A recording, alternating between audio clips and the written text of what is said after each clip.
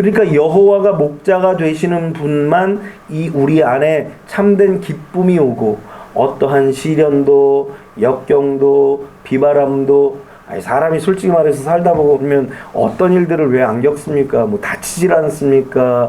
뭐 고통당하는 일이 없습니까? 뭐 질병이 없습니까? 다 질병이 와요. 뭐 건강한 것 같으면은 막 디스크 오고, 또 괜찮은 것만 하면 막 갈비뼈 부러지고 막 손가락 부러지고, 뭐 별별 일들이 다 있어요. 뭐 사고도 일어나고 교통사고도 일어나고, 뭐 별별 사건이 다 있어요. 뭐 그래야 좀 심심찮잖아요, 사실. 그럼에도 불구하고 그 속에서 하나님이 우리의 목자가 되어서 우리의 삶을 인도하신다라는 것, 이것이 놀라운 기적인 것입니다. 그러므로 오늘 여러분들이 1년 동안 수고하셨고, 또 하나님의 놀라우신 은혜에 감사하고 찬양하는 거룩한 주의 백성들이 되시고, 그리고 여러분들의 인생이 정말 주님이 목자가 됨을 인정해야 돼요. 아멘. 여러분 그냥 입술로만 하는 것이 아니라 삶 속에서 인정해야 돼요.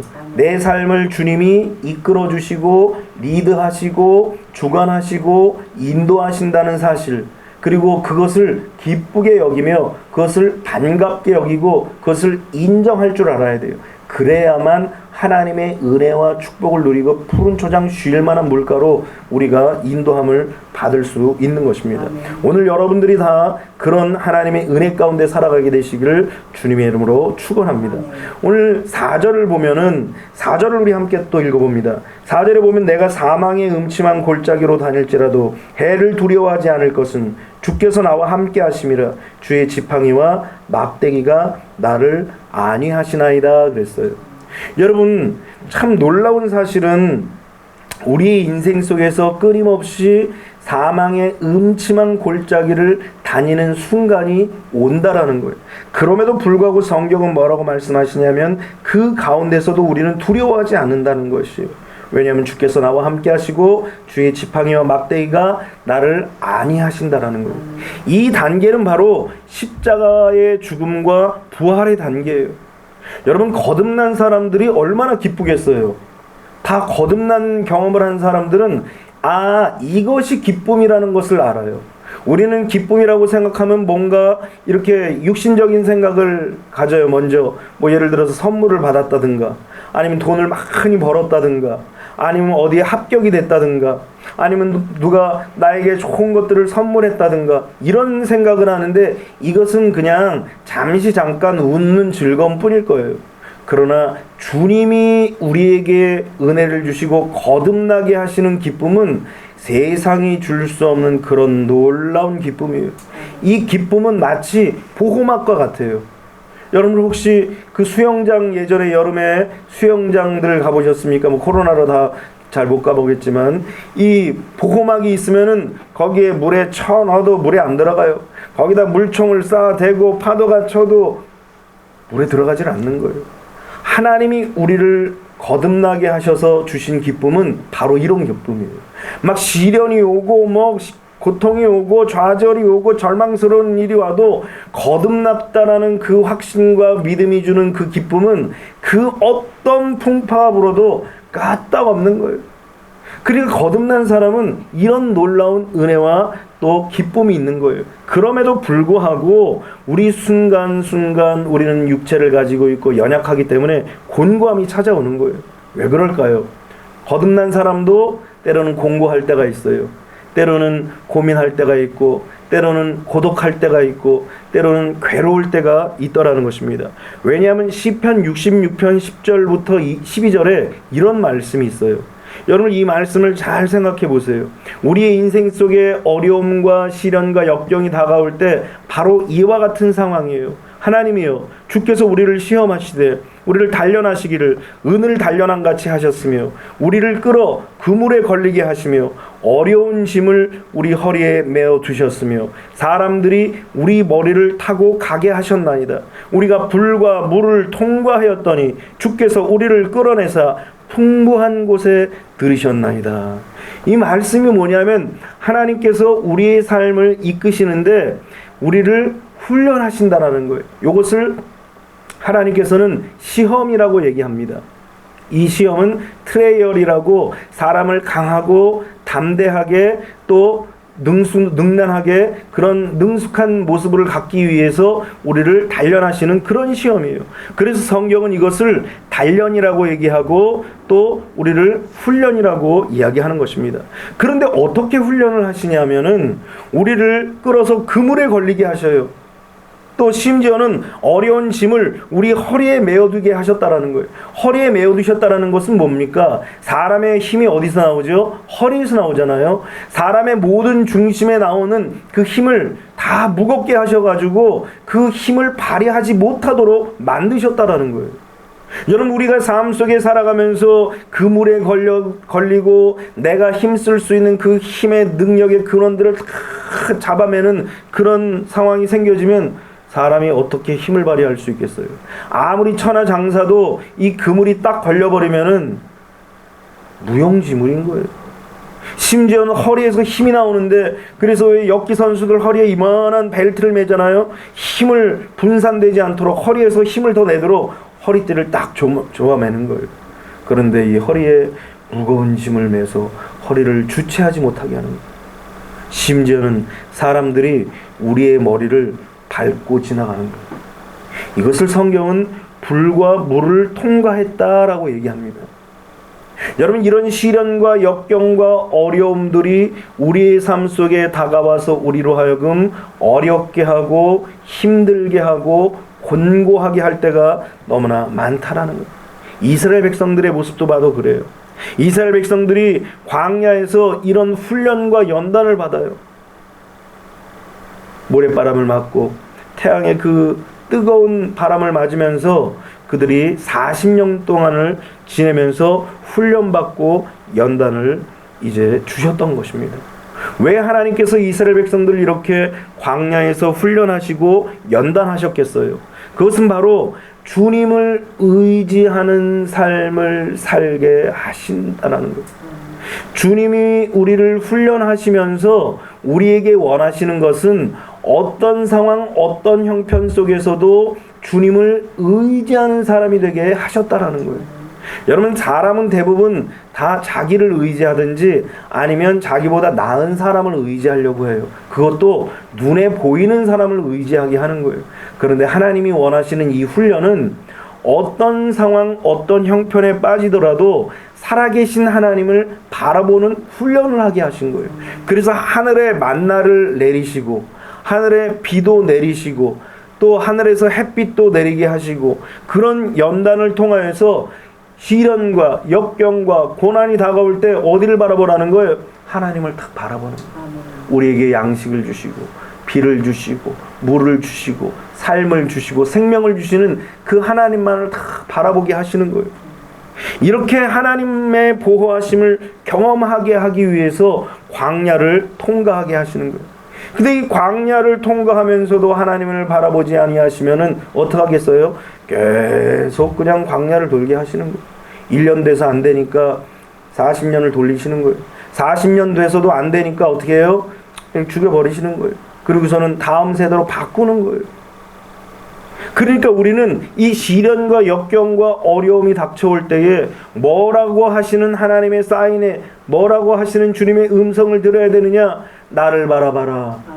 뭐 누가 그러대요? 내 눈을 바라봐. 뭐 내 눈을 바라보면 행복하다고 그러는데 그 눈 바라봤자 눈곱 낀 것밖에 보이지 않아요. 그러나 주님을 바라보면, 살아계신 하나님을 바라보면 우리는 거기에서 소망이 있고 진정한 행복이 주어진다는 사실을 믿으시기를 주님의 이름으로 축원합니다. 그러므로 인생의 시간 속에서 수많은 불과 물을 통과하는 고난을 통해서 비로소 우리는 하나님을 바라보게 되는 거예요. 그래서 아하, 나의 도움이 천지를 지으신 여호와에게서로구나, 그 하나님으로부터 오는구나, 이 사실을 찾게 되는 거예요. 이 사실을 고백해야 되는 거예요. 그래서 나의 힘으로는 할 수 없구나, 나의 능력으로는 할 수 없구나, 주님이 사실은 그걸 듣고 싶어 하시는 거예요.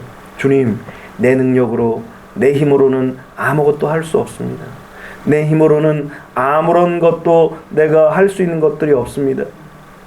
그때에 주님은 우리에게 새로운 힘과 능력을 주시고 은혜를 주시는 거예요.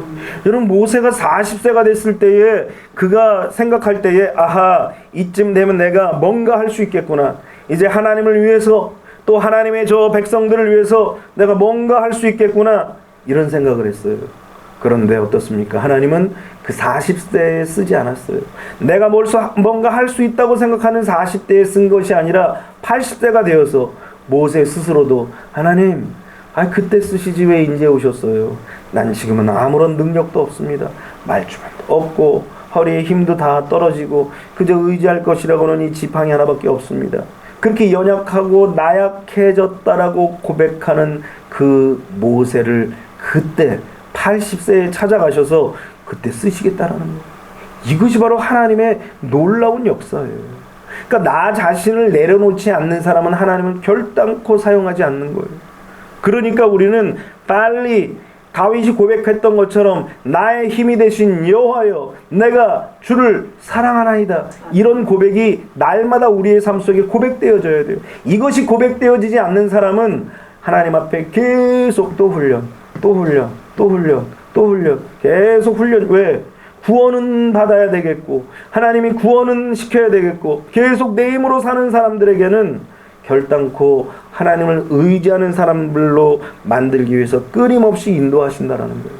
그러나 우리가 하나님 앞에 이렇게 모든 것들을 맡기고 의지하면 그렇게 주님은 우리에게 풍부한 곳으로 들어가게 하시는 것입니다.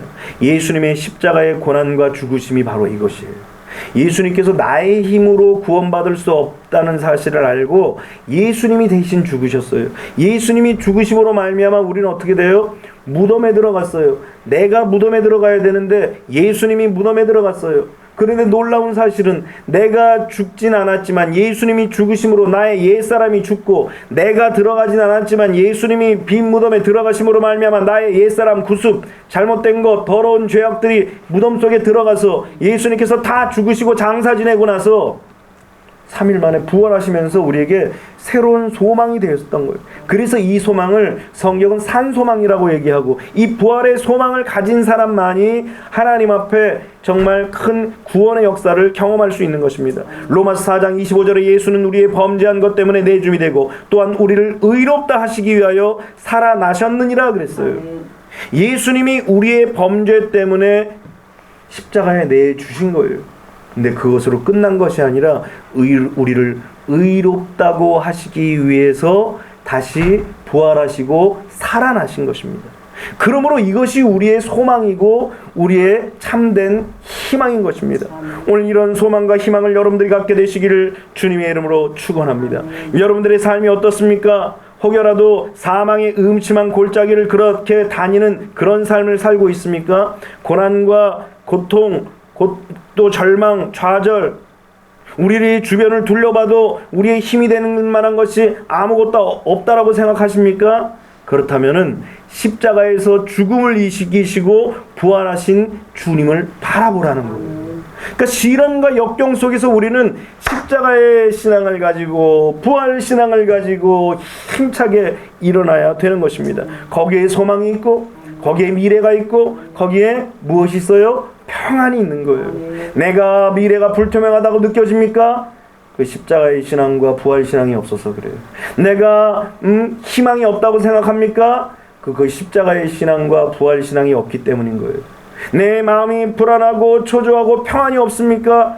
십자가와 부활의 신앙이 없으면 결코 평안을 누릴 수가 없어요. 세상에 그 어떤 것들을 가졌다고 해서 평안합니까? 절대로 결단코 평안할 수 없는 거예요. 그래서 예수 그리스도의 죽으심과 부활을 통해서만이 우리가 바로 우리 자신이 살아있는 것을 느끼고 그때 비로소 예수님의 존재를 느끼게 되는 거예요. 그래서 주님 앞에 다 기대는 거예요. 가끔 가다가 이렇게 유튜브를 보면은 어떤 사람이 앞에 서 있다가 뒤에서 떨어져요. 그것도 바로 뒤가 아니라 한 계단 몇 계단 올라가서 뒤로 넘어지는 거예요.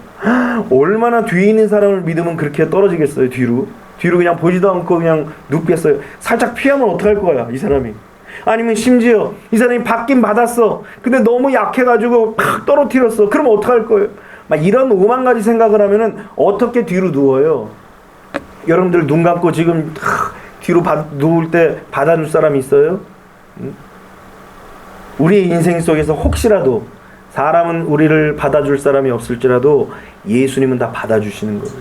이 사실을 믿고 주님을 전적으로 의지하고 맡기는 모습, 이것이 바로 우리 주님이 말씀하시는 그런 우리의 삶, 우리 주님이 원하시는 그런 삶이라는 거예요.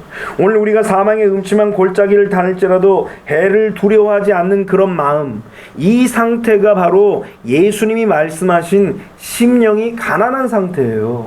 모든 것들을 맡기는 상태라니까요. 그래서 심령이 가난하다는 것은 뭐예요? 마음이 비워졌다라는 거예요. 전에는 세상의 것으로 가득 채워졌어요. 막 생각이 오만 가지 생각이 나요. 뭘 보면 뭐 이 생각 저 생각이 나요. 신앙은 단순해요. 하나님의 말씀은 딱 이거다 그거지 이렇게 얘기하고선 요렇게 다가오고 저렇게 다가오고 또 뭐 저렇게 다가오지 않아요. 하나님의 말씀은 단순해요. 그러면 그렇고 아니면 아닌 거예요. 그런데 우리의 생각은 뭐라고 생각합니까? 뭘 얘기하면 왜 그럴까? 왜 저럴까? 이럴까? 저럴까? 막 상상의 나라를 펴가는 거예요. 악한 마귀가 주는 거예요. 그래서 성경은 뭐 모든 생각과 모든 그 마음을 다 사로잡으라고 그러잖아요. 그래서 그리스도께 복종하라고 그러잖아요. 왜냐? 왜 그것이 중요하냐? 그래야만 하나님의 말씀을 받아들이고 의지할 수 있기 때문인 것입니다. 그래서 우리는 우리의 마음에 이제 가득 채워졌던 세상의 것들을 다 내려놔야 돼요.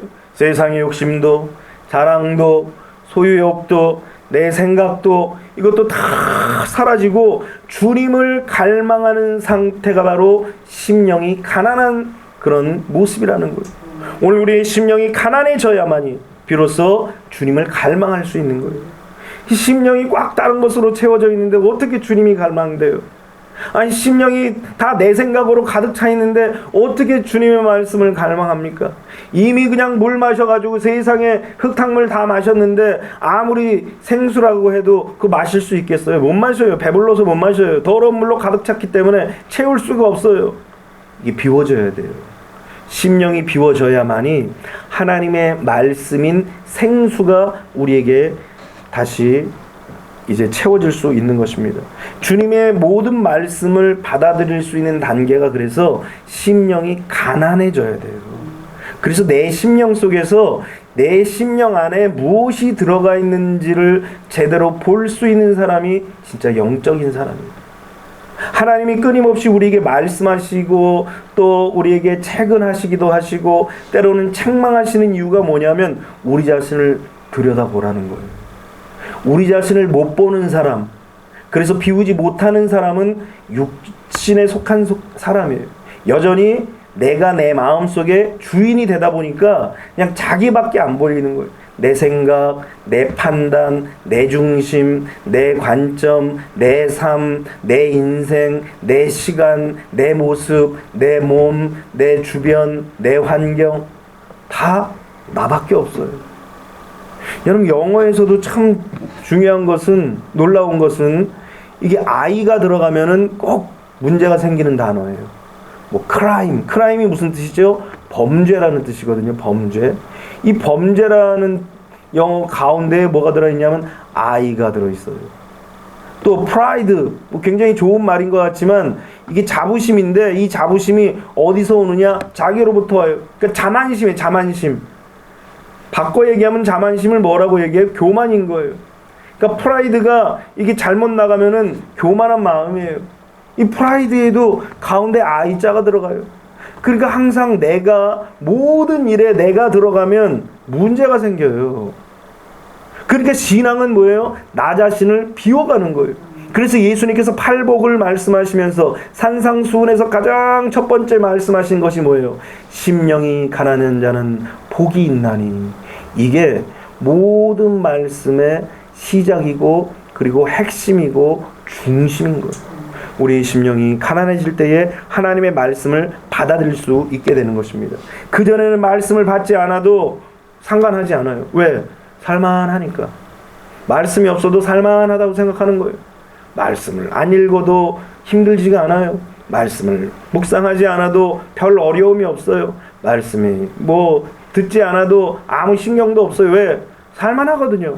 육신에 속한 자들은 그냥 말씀을 안 듣는 게 더 속 편해요. 괜히 들어가지고 내 속만 시끄럽고 그냥 상상의 나라만 펴지 결코 변화될 것이 없어요. 그런데 심령이 변화된 사람들은 하나님의 말씀이 떨어지니까 그 말씀이 우리의 마음을 자꾸 지각을 변동시키는 거예요. 깨닫게 하는 거예요. 요새 그런 말 많이 쓰더라고요. 자각. 스스로 깨닫는 거는 쉽지가 않아요. 하나님의 말씀이 들어와야 우리 자신이 드디어 깨닫게 되는 거예요. 그래서 비로소 오직 예수의 말씀, 이 카드밖에 없는 그런 인생인 것입니다. 그래서 믿음의 사람들은 다른 카드가 없는 거예요. 돈이 없어서 다른 카드가 없다라는 것이 아니에요. 권력이 없어서 다른 카드가 없다라는 거 아니에요. 지식이 없어서 다른 카드가 없다라는 것이 아닙니다. 오직 예수와 예수의 말씀이 생명이고 능력이라는 사실을 믿고 그 예수 그리스도만을 의지하며 따라가더라는 것입니다. 그래서 비로소 하나님만을 바라보고 말씀을 의지하고 예수만 생각하며 우리 주님을 바라보며 믿음으로 달려가는 그런 삶을 살게 되는 거예요.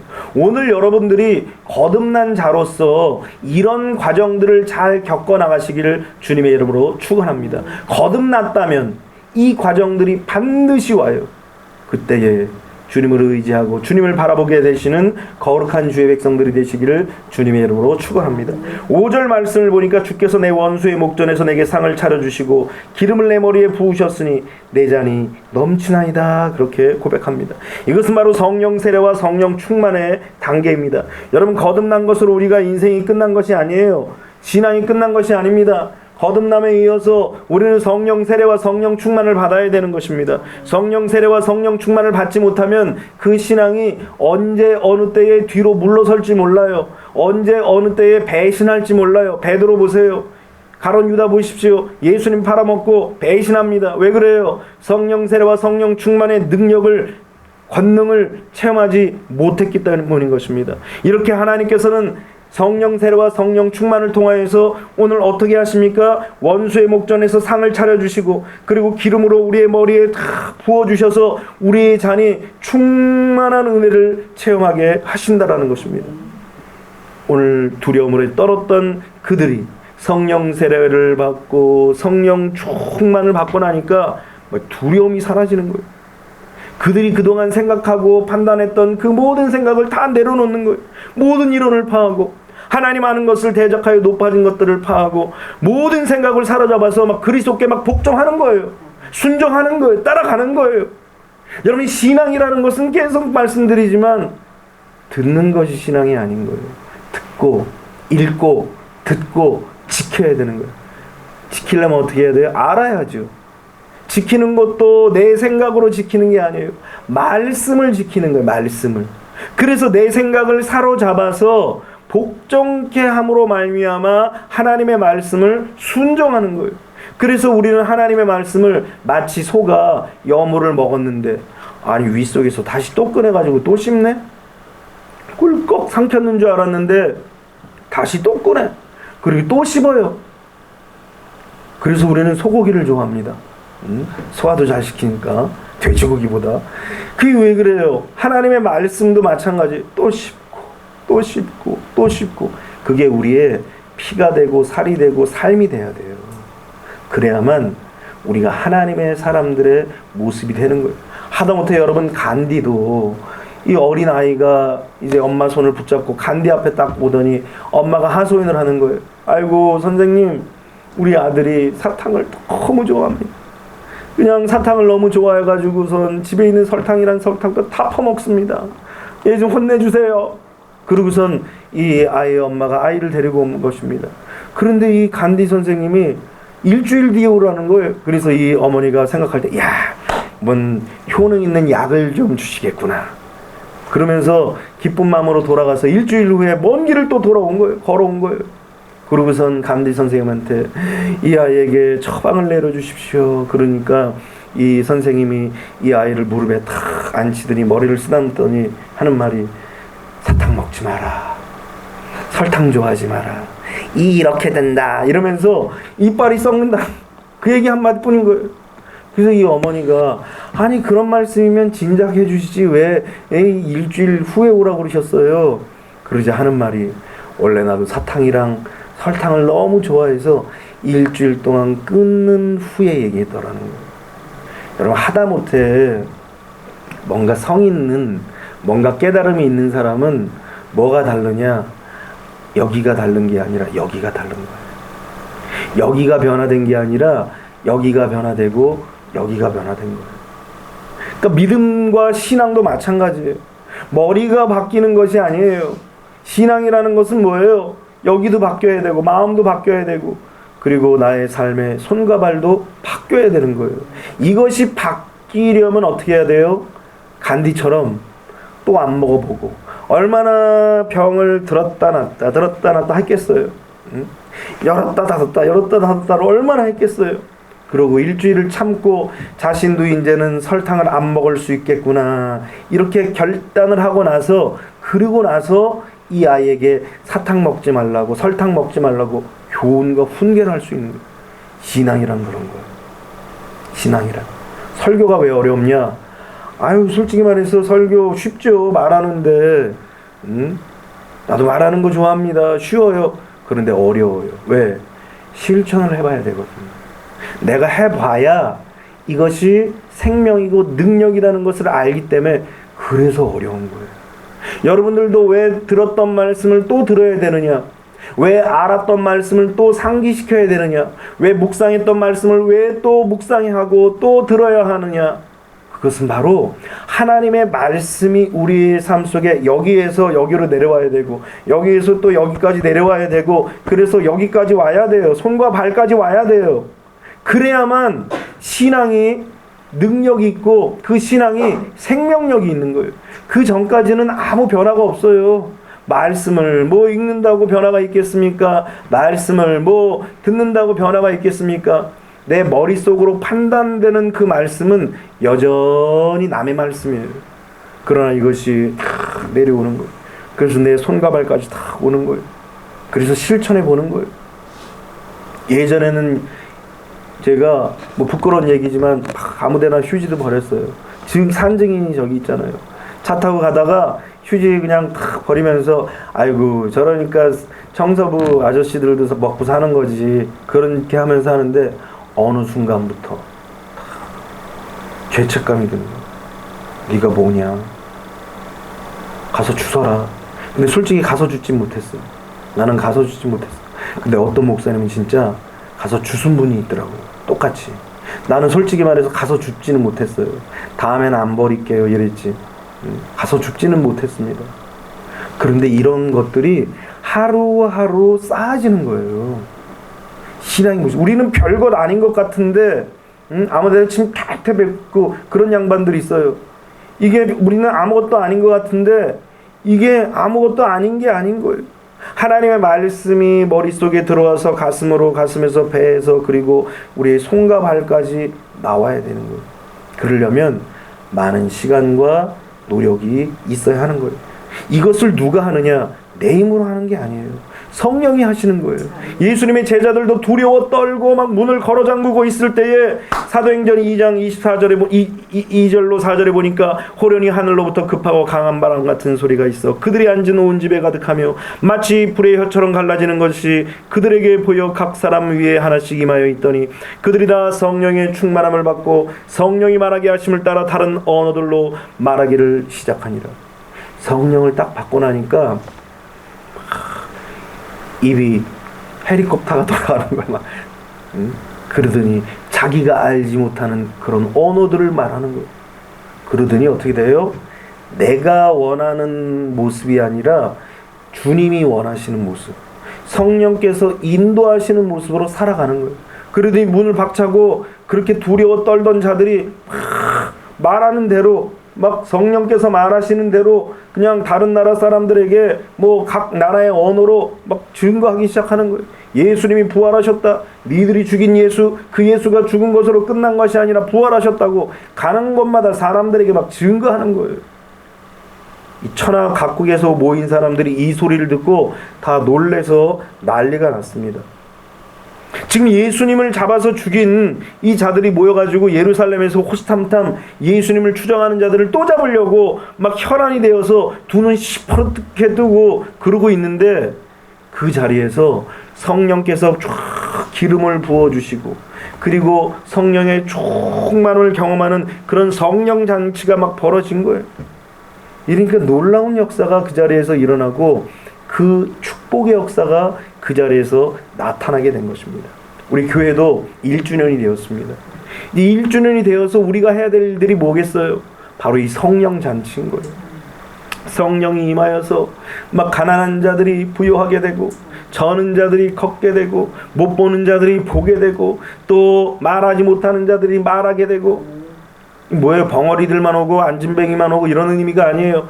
영적으로 보지 못하는 자들이 보게 되고, 영적으로 이 막힌 자들이, 벙어리들이 말을 하게 되고, 영적으로 걷지 못하는 자들이 걷게 되는 회복의 역사가 어떻게 일어납니까? 성령의 역사를 통하여서 나타나게 되는 것입니다. 사망의 음침한 골짜기를 다닐지라도 해를 두려워하지 않는 것은 주의 지팡이가 막대기가 나를 아니한다라고 말씀하셨습니다. 그렇게 우리를 보호하시는 그 하나님의 은혜를 경험하면서 날마다 주님을 간구하며 소망하며 참아내며 견뎌내며 이겼더니, 성령께서 우리에게 기름 부어 주셔가지고 우리를 세워주시는 거예요. 놀라운 하나님의 성령의 역사가 바로 이렇게 나타나게 되는 거예요. 1주년 된 우리 교회가 이제 2년을 향하여서 달려갈 때에 이렇게 성령의 역사, 성령의 잔치, 성령의 운동을 우리가 해나가야 되는 거예요. 우리가 성령의 충만을 받고 성령의 역사를 체험하지 않는다면 우리는 그냥 무용지물이에요. 그냥 우리의 존재는 어디 갔는지 사라져버리는 그런 연약한 존재에 불과하게 되는 거예요. 그러므로 오늘 여러분들 다 성령 세례와 성령 충만을 다 받으시기를 주님의 이름으로 축원합니다.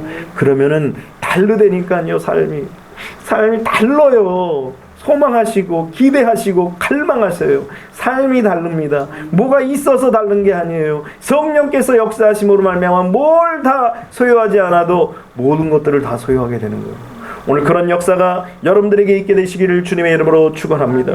6절을 보니까 내 평생의 선하심과 인자하심이 반드시 나를 따르리니 내가 여호와의 집에 영원히 살리로다. 여러분, 하나님이 우리를 부르시고 교회를 세우신 이 목적이 뭐냐? 바로 구원이 목적인 거예요. 마지막 6절에 시편 23편 6절에 그 내 평생 선하심과 인자하심이 반드시 나를 따르리니 내가 여호와의 집에 영원히 사는 것, 이게 바로 하나님이 우리에게 원하시는 삶인 거예요. 여러분들에게 원하시는 삶이 뭐겠어요?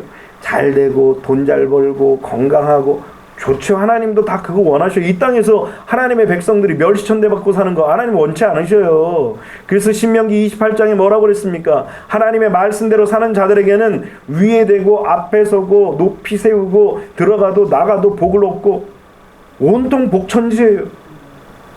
하나님께서는 하나님의 백성들이 복을 받기를 원하십니다. 그런데 그것보다도 더 큰, 가장 큰 복이 뭐냐? 구원받는 것. 그래서 아버지 집에서 영원토록 사는 것. 여러분들 애기들 보세요. 애기들 엄마 떨어지면 막 울어요. 장난감 줘도 울고 맛있는 거 줘도 울어요. 다 필요 없다는 거예요.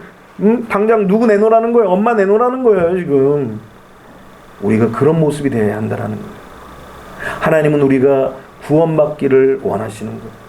하나님은 우리가 구원받아서 여호와의 집에서 영원히 사는 것, 이것을 하나님께서는 바라시고 원하시는 것입니다.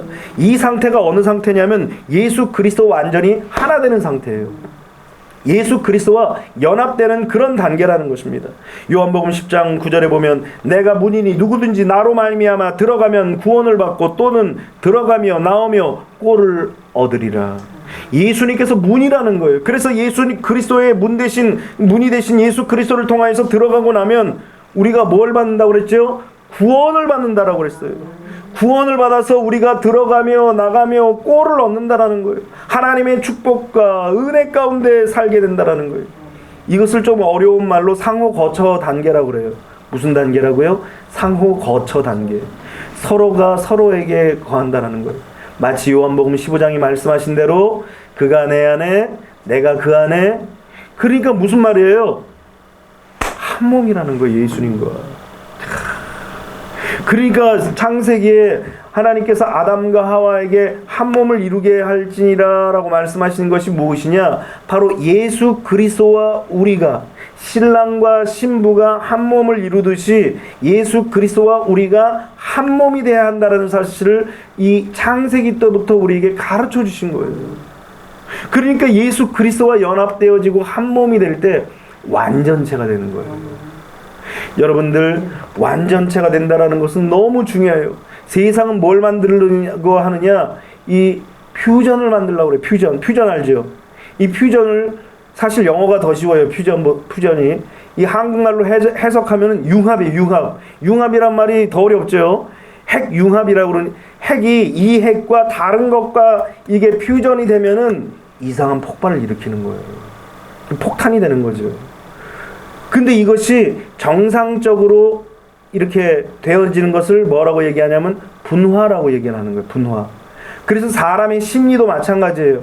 이게 자꾸 퓨전을 일으키려고 하고 융합을 일으키려고 하면은 사람이 자꾸 외롭다고 생각하는 거예요. 그러니까 뭐 해요? 자꾸 물질을 갖다 끼는 거예요. 물질 갖고 있으면 외롭지 않겠구나 싶어서 물질을 끼우는 거예요. 그래도 외로운 거예요. 권력을 갖다 끼우는 거예요. 지식을 갖다 끼우는 거예요. 그래서 자꾸 퓨전을 일으키는 거예요. 지금 세상 돌아가는 모습을 보십시오. 세상 사람들이 왜 우울증 환자가 많아요? 왜 조울증 환자가 많고 왜 조현병 환자가 늘어납니까? 지금 밝혀진 조현병 환자만 26만이에요. 그런데 문제는 밝혀지지 않는 환자들이 더 많다라는 거예요. 그만큼 세상 사람들이 지금 자꾸 퓨전을 일으키려고 그래요. 융합하려고 그런다라는 거예요. 뭐랑? 세상과. 그런데 주님이 원하시는 것은 뭐예요? 분화예요. 분화. 세상과 딱 내 스스로가 독립을 해서 오직 주님을 딱 바라보는 거예요. 그래서 주님이 내 안에, 내가 주님 안에 딱 거하는 모습, 이것이 바로 오늘 시편 23편 6절에 나오는 예수 그리스도와 연합되는 한 몸인 그런 모습이에요. 이것을 또 다른 말로 내주 합일이라고 얘기하는 거예요. 이런 모습이 여러분들에게 이루어지게 되시기를 주님의 이름으로 축원합니다. 이렇게 상호 거처의 단계가 되면은 그가 내 안에, 내가 그 안에 살면서 어떤 사태가 벌어지느냐? 세 가지 사건이 일어납니다. 뭐냐면 첫 번째는 열매를 많이 맺어요. 또 두 번째는 무엇이든지 원하는 대로 구하면 이루어진대요. 이거 사건 아닙니까? 이거 엄청난 사건이고 엄청난 사태입니다. 내가 구하고 기도하면은 다 이루어진대요. 여러분들에게, 저와 여러분들에게 이런 역사가 일어나게 되시기를 주님의 이름으로 축원합니다. 막 소원하는 대로 다 간구하고 기도하는 대로 다 구하는데 하나도 이루어지지 않으면 얼마나 허탈합니까? 왜 그래요? 그가 아직도 그고 나는 아직도 나예요. 그리고 여전히 나는 퓨전을 하려고 그래요. 분화돼야 돼요. 이 세상 속에서 딱 분화되어서 예수 그리스도와 딱 연합이 돼야 됩니다. 그러면 우리가 열매를 많이 맺고 우리가 구하는 것마다 이루어지는 놀라운 역사가 일어나고 결국에는 어떤 사태가 벌어지느냐? 하나님께 영광 돌리는 그런 사태가 일어나는 거예요. 이런 것들을 상상하면 막 흥분이 되는 거예요. 이런 하나님의 놀라운 역사가 반드시 일어난다. 이런 축복이 있으니까 우리가 하나님을 바라보고 하나님 안에, 예수 그리스도 안에 주님이 내 안에 거하시기를 소망하죠. 이런 마음 없으면, 이런 갈망이 없으면 주님과 하나 돼봤자 뭐 별다를 게 있겠어요? 아무것도 별다를 일이 없겠죠. 그러나 기대하는 자, 소망하는 자, 예수 그리스도와 연합되어서 이런 놀라운 일들을 행한다라고 바라보고 기대하는 자들에게 하나님께서는 이런 위대한 일들을 행하시는 것입니다. 그러므로 이제 우리가 시편 23편을 오늘 1부, 2부를 통해서 쫙 나눴잖아요. 그러므로 이제 우리가 해야 될 것이 무엇입니까? 고린도후서 13장 5절에 보니까 너희는 믿음 안에 있는가 너희 자신을 시험하고 너희 자신을 확증하라. 예수 그리스도께서 너희 안에 계신 줄을 너희 스스로 알지 못하느냐? 그렇지 않으면 너희는 버림받은 자니라. 이게 놀라운 말씀이지만 또 아주 위험하고 두려운 말씀이에요. 왜냐면 우리 스스로가 예수님이 내 안에 계신지 아닌지 안다라는 거예요. 스스로가 내 안엔 예수님이 살아계셔, 나는 예수님 안에 거하고 있어, 이 사실을 다른 사람도 알지만 누구보다도 나 자신이 더욱더 안다라는 거예요. 그런데 내가 내 자신을 바라보니까 예수님이 없어. 예수님이 내가 안 계신 것 같아. 예수님이 막 들락날락하는 것 같아. 사실은 내가 들락날락하는 건데 예수님이 오셨다 가셨다 오셨다 가셨다 하는 것 같아. 오늘 여러분들이 다 주님 바라보면서 이제 확신하십시오. 내 안에 예수님이 거하시고 나도 주님 안에 거하시고, 그러므로 그 안에 내가 그 안에, 그러면서 내가 예수 그리스도와 연합되는 그런 삶을 사는 것, 이것이 영원토록 되기를 소망하다가 기다리다 주님이 오시면 다 휴거되는 거예요. 초대교회 성도들 보십시오. 주님이 오실 때를 기다리다 도저히 못 기다리니까 어떻게 해요? 순교하는 거예요. 예수님을 위해서. 얼마나 저 영원한 세계에 들어가서 영원히 살 것을 기대하고 소망하면은 순결하겠어요. 이 땅이 좋다고 생각하면 어떻게 순결하겠습니까? 그러니까 우리는 오늘 날마다 우리 신앙이 주님 안에서 이렇게 자라가고, 또 신앙이 우리가 무장될 수 있도록 끊임없이 우리 스스로를 점검해 나가는 거예요. 그것이 바로 하나님의 말씀으로 양육을 받는 거예요. 이 말씀의 양육을 통하여서 우리 자신을 끊임없이 우리 자신이 시험되어지고, 우리 스스로를 누가 시험하는 게 아니에요. 내가 시험하는 거예요. 내가 나 자신에게 시험을 치르는 거예요. 내가 예수님을 진정으로 믿나? 내가 이 안에 예수님이 진정으로 살아계시나? 내가 주님 안에 거하고 있나? 이것을 스스로 점검하고, 그리고 스스로 어떻게 해야 돼요? 확증할 수 있어야 돼요. 그래, 내 안에 예수님이 계시다. 그래, 내 안에 예수님이 살아계시다. 예수님이 나와 동행하신다. 나는 하나님의 자녀다. 예수님은 나의 목자시다. 그분이 나를 인도하신다. 이런 확신이 여러분들에게 있게 되시기를 주님의 이름으로 축원합니다. 오늘 우리 교회가 1년 되었습니다. 사실 1년짜리가 뭘 할 수 있겠어요? 그러나 또 바꿔 얘기하면 20년 된 교회는 뭘 할 수 있을까요? 인간이 할 수 있는 건 아무것도 없어요. 주님이 도와주셔야만 한다라는 거예요. 그래서 우리 회복교회가 1년 동안 주님의 도우심으로 여기까지 왔어요. 또 이제 우리는 또 한 해를 또 달려갈 것입니다. 어떻게 해요? 주님의 도우심으로, 성령의 도우심으로 주님의 손을 붙잡고 그렇게 달려가면 또 하나님께서 그렇게 이 마지막 때에 교회에게 주시는 특별한 은혜를 주시는 거예요. 여러분, 아이를 키워보신 분들은 아시겠지만, 어린아이가 처음에 막 응냐구냐 그저 잠이나 자고 눈이나 뜨는 거 그것만 기뻤잖아요. 그런데 이 아이가 조금 지났는데 뒤집었네? 얼마나 이쁜지. 이 뒤집은 녀석이 그냥 또 기네? 배를 깔고 막 기네? 얼마나 사랑스러운지. 또 이 녀석이 이제 언젠가부터 기더니 이제는 네 발로 기는 거예요. 전에는 배 깔고 기더니 이제는 네 발로 기는 거예요. 네 발로 기는 모습을 보니까 얼마나 사랑스럽던지. 하나님도 마치 우리를 보실 때 그거예요. 배 깔고 기던 교회가 이제는 네 발로 서고, 네 발도 기던 교회가 다시 지가 뭘 일어나려고 의지하고 주님 바라보면서 일어나는 모습을 바라볼 때 주님이 얼마나 기뻐하시겠어요. 오늘 우리는 그런 주님을 바라보면서 또 한 해를 달려가야 되는 것입니다.